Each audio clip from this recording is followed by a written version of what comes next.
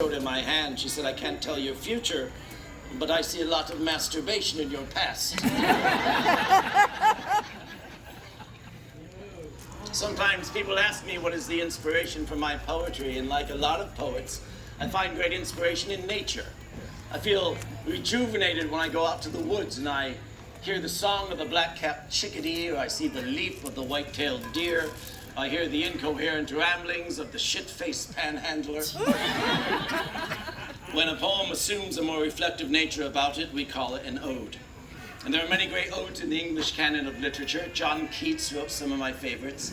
Shelley wrote an ode to the west wind, to which I've responded with my own ode to the north by northwest wind, traveling at 10 to 15 knots, but tapering off to 5 knots by Tuesday.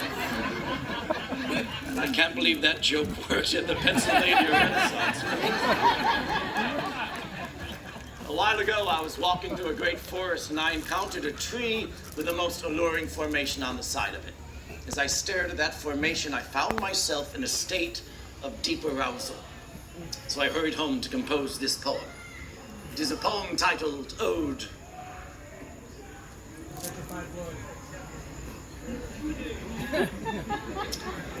To an extremely provocative knothole.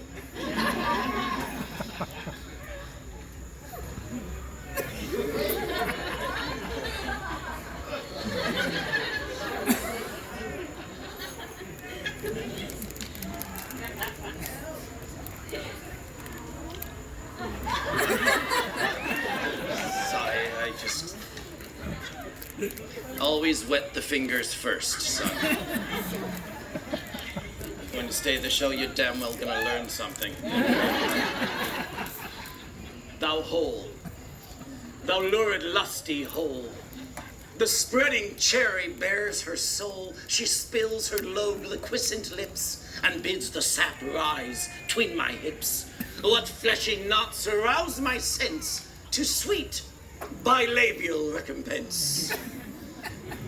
Fair hole, oft times I've walked alone in verdant forests overgrown to flee the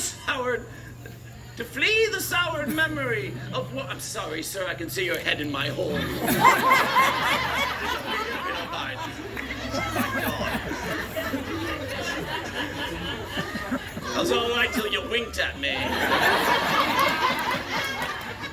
To flee the soured memory of woman's love fast fled of me, 'twas all for naught, for now I see the fairest holes do grow on trees, while mortal form but grows distressed and hangs in sad cascades of flesh. Those teats that gravity once cheated in time must flop to earth defeated.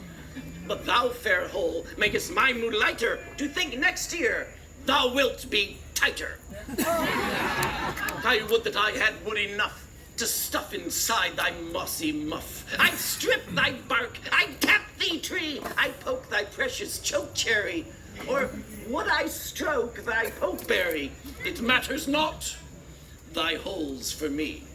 Thank you very much.